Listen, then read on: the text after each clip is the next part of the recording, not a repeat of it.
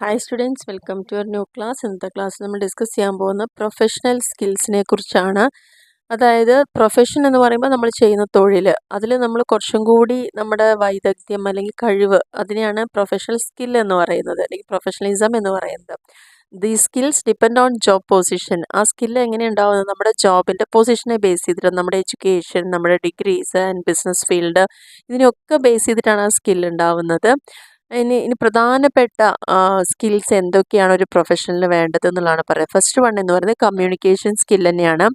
Communication skill എന്ന് പറഞ്ഞു കഴിഞ്ഞാൽ എന്താണ്? എപ്പോഴും ഏറ്റവും ഇമ്പോർട്ടൻ്റ് ആയിട്ട് ഒരു പാർട്ടാണ് ബിസിനസ്സിലും പേഴ്സണൽ ലൈഫിലും. കൃത്യമായിട്ട് കാര്യങ്ങൾ മറ്റുള്ളവരിലേക്ക് എത്തിക്കുന്ന കഴിവിനെ തന്നെയാണ് എന്ത് പറയുന്നത്? പ്രൊഫഷണലിസം ഇൻ കമ്മ്യൂണിക്കേഷൻ സ്കിൽ എന്ന് പറയുന്നത്. അപ്പോൾ അതിൽ പ്രധാനമായിട്ടും പറയുന്നത് റിലേഷൻഷിപ്പ് മെയിൻറ്റെയിൻ ചെയ്യാം. ഒരു നല്ലൊരു ഇൻഫ്ലുവൻസ് ആണ് പേഴ്സണൽ ലൈഫിലും ബിസിനസ്സിലും കമ്മ്യൂണിക്കേഷനിലൂടെ കിട്ടുന്നത്. ഇത് വളരെ എസെൻഷ്യലാണ്, അത്യാവശ്യമാണ്. ഇനി നമുക്ക് ഏതെങ്കിലും പ്രത്യേകിച്ച് ജോബോ പൊസിഷനോ ഒന്നും ഇല്ലെങ്കിൽ പോലും വളരെ ഇമ്പോർട്ടൻ്റ് ആയിട്ടുള്ളതാണ്. കാരണം മാനേജേഴ്സ്, എംപ്ലോയീസ്, ഈവൻ ഒരു വീട് നോക്കുന്ന ഒരാളാണെങ്കിൽ പോലും അവർക്ക് പോലും വേണ്ടൊരു കഴിവാണ് കമ്മ്യൂണിക്കേഷൻ എന്ന് പറയുന്നത്.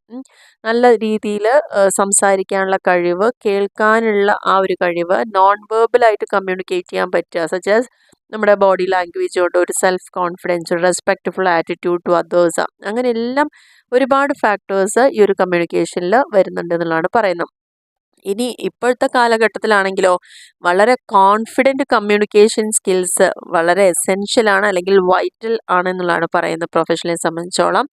ആൻഡ് സക്സസ്ഫുൾ കമ്മ്യൂണിക്കേഷൻ എന്ന് പറഞ്ഞാൽ പ്രധാനമായിട്ടും 5 കോമ്പോണൻസ് ആണ് വരുന്നത്. അതായത് വേർബൽ കമ്മ്യൂണിക്കേഷൻ എന്ന് പറയും. വേർബൽ കമ്മ്യൂണിക്കേഷൻ എന്ന് പറയുമ്പോൾ നമ്മൾ പറയുന്ന കാര്യങ്ങൾ വളരെ ക്ലിയർ ആയിട്ടും കൺസൈസ് ആയിട്ടും സാധിക്കുക. നോൺ വെർബൽ കമ്മ്യൂണിക്കേഷൻ എന്ന് പറഞ്ഞു കഴിഞ്ഞാൽ അവിടെ നമ്മൾ ഒരു പോസിറ്റീവ് ബോഡി ലാംഗ്വേജ് അല്ലെങ്കിൽ ഫേഷ്യൽ എക്സ്പ്രഷൻ, നമ്മുടെ മുഖത്ത് ഭാവങ്ങൾ കൊണ്ടോ നമ്മുടെ ശരീരത്തിൻ്റെ ആ ഒരു ലാംഗ്വേജ്, നമ്മുടെ ശരീരം കൊണ്ടും നമുക്ക് പല കാര്യങ്ങൾ പ്രകടിപ്പിക്കാൻ പറ്റും അല്ലേ? അപ്പോൾ ആ ഒരു ബോഡി ലാംഗ്വേജോ അല്ലെങ്കിൽ മുഖം കൊണ്ടൊക്കെ അവിടെ നമ്മൾ വായ തുറന്ന് സംസാരിക്കുന്നില്ല എന്ന് മാത്രമേ ഉള്ളൂ. നമുക്ക് പെട്ടെന്ന് ദേഷ്യം വരുമ്പോൾ നമുക്കറിയാം നമ്മുടെ മുഖം മാറുന്നത് അല്ലേ? സന്തോഷം വരുമ്പോൾ അപ്പം മുഖത്തുനിന്നേ നമുക്കതെല്ലാം മനസ്സിലാക്കി എടുക്കാൻ സാധിക്കുക. അപ്പോൾ വേർബലും നോൺ വേർബലും പറഞ്ഞു. ഇനി ഓറൽ കമ്മ്യൂണിക്കേഷൻ എന്ന് പറയുന്നുണ്ട്. അതായത് ഇവിടെ ability to listen to and actually hear what others are saying. ഇവിടെ പ്രധാനമായിട്ട് ശ്രദ്ധിക്കേണ്ട കാര്യം, മറ്റുള്ളവർ പറയുന്നത് എന്താണോ അതേ അർത്ഥത്തിൽ നമുക്ക് കേൾക്കാനും ഉൾക്കൊള്ളാനും സാധിക്കാം. ഇനി റിട്ടേൺ കമ്മ്യൂണിക്കേഷൻ ഉണ്ട്. അവിടെ നമുക്ക് ചെയ്യുന്നത് എന്താണ്? നമ്മൾ കൃത്യമായിട്ട് വാക്കുകളിലൂടെയാണ് അല്ലെങ്കിൽ മെസ്സേജ് ആയിട്ടാണ് അത് കൊടുക്കുന്നത്.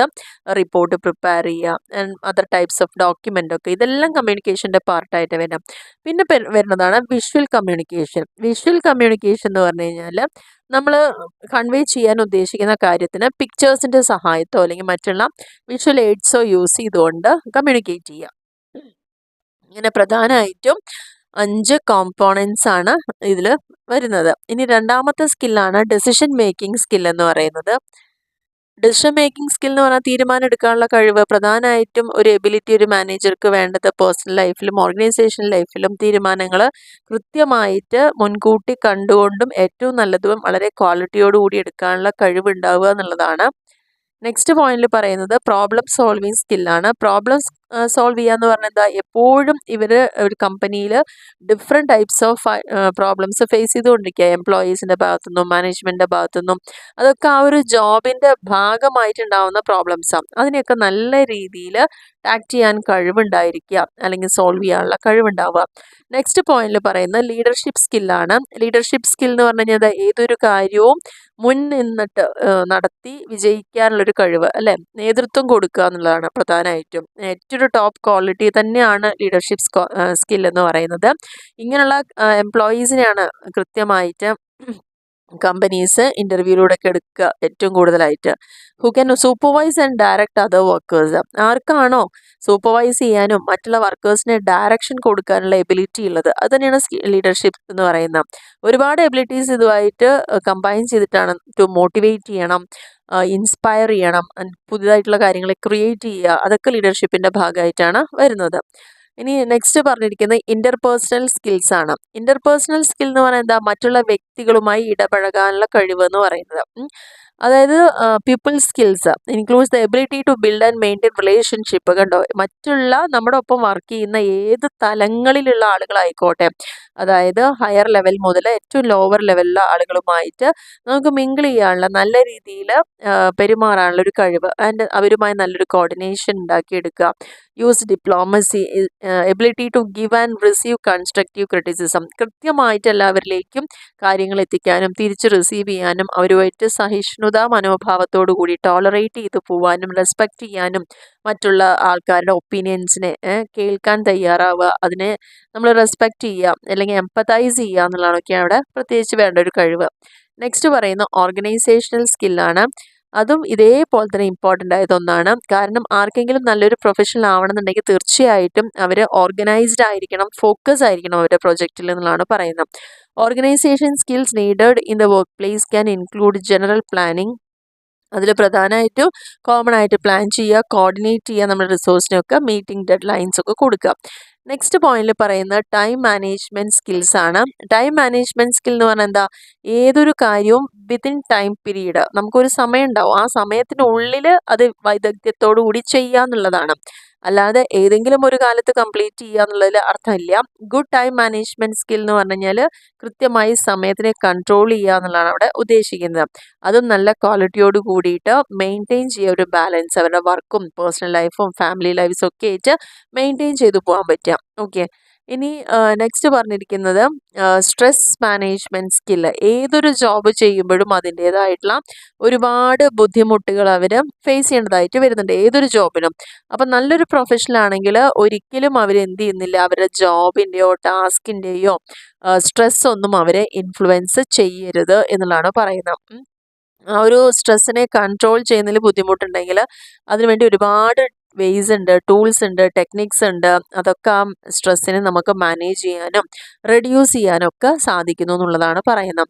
9ാമത്തെ പോയിന്റിൽ പറയുന്നത് ടീം വർക്ക് ആണ്. ടീം വർക്ക് എന്ന് പറഞ്ഞു കഴിഞ്ഞാൽ ഓരോ എംപ്ലോയീസും ഒരു ഓർഗനൈസേഷൻ്റെ ഗോൾ അച്ചീവ് ചെയ്യുന്നതിൽ അതിപ്രധാനമായിട്ടുള്ള റോള് വഹിക്കുന്നുണ്ട്. അല്ലാതെ ഒരൊറ്റ ആൾക്ക് ഒറ്റയ്ക്കൊന്നും അത് നേടിയെടുക്കാൻ പറ്റുന്നതല്ല. അപ്പോൾ തീർച്ചയായിട്ടും നമ്മൾ ആ ഒരു ഫോഴ്സിനോട് കൂടി ഒരു സേനയോടൊപ്പം നിൽക്കുക, അല്ലെങ്കിൽ ഒരു ആളുകൾ ഒന്നിച്ചു കൂടി തന്നെ ഒരു ഒബ്ജക്റ്റീവ് ഫുൾഫിൽ ചെയ്യുക എന്നുള്ളതാണ്. അപ്പോൾ നല്ലൊരു ടീമിൻ്റെ ഒപ്പം സഹകരിച്ച് വർക്ക് ചെയ്യുക എന്നുള്ളതാണ്. വർക്ക് എത്തിക്സ് വരുന്നുണ്ട്. എംപ്ലോയീസ് എപ്പോഴും അവരുടെ ജോബ് അവരുടെ മാക്സിമം ലെവലിൽ ഉത്തരവാദിത്വത്തോടു കൂടിയിട്ട് തന്നെ ചെയ്യുക എന്നുള്ളതാണ്. എന്നാലാണ് അവർക്ക് അതിനനുസരിച്ചുള്ള സാലറി ഡിമാൻഡ് ചെയ്യാനും അല്ലെങ്കിൽ കമ്പനികൾക്ക് അറിഞ്ഞു തരാനൊക്കെ അവിടെ സാധിക്കുന്നുള്ളൂ. വളരെ പങ്ക്ച്വൽ ആയിരിക്കണം ജോലിക്ക് എത്തുമ്പം.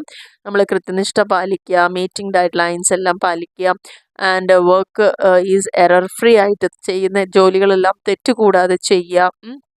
അപ്പോൾ അതൊക്കെയാണ്, ഈ കാര്യങ്ങളൊക്കെയാണ് അവർ എത്രത്തോളം അവരുടെ വർക്കിൽ കമ്മിറ്റഡ് ആണ് എന്ന് കാണിക്കുന്ന ഘടകങ്ങൾ എന്ന് പറയുന്നത്. പിന്നെ 11ാമത്തെ പോയിന്റിൽ പറയുന്നത് ഫ്ലെക്സിബിലിറ്റി ആണ്. ഫ്ലെക്സിബിലിറ്റി എന്ന് പറഞ്ഞു കഴിഞ്ഞാൽ നമുക്ക് ഇടയ്ക്കിടയ്ക്ക് ഇങ്ങനെ പല ചേഞ്ചസ് കൊണ്ടുവരേണ്ടതായിട്ട് വരും. കാരണം നമ്മളെപ്പോഴും ഒരു കോമ്പറ്റേറ്റീവ് ആയിട്ടുള്ളൊരു വേൾഡിലാണ് ഇരിക്കുന്നത്. അപ്പോൾ ആ മാറ്റങ്ങൾക്ക് അനുസൃതമായിട്ട് തീർച്ചയായിട്ടും നമ്മുടെ ബിസിനസ് ലൈഫിലും ചേഞ്ച് വരും.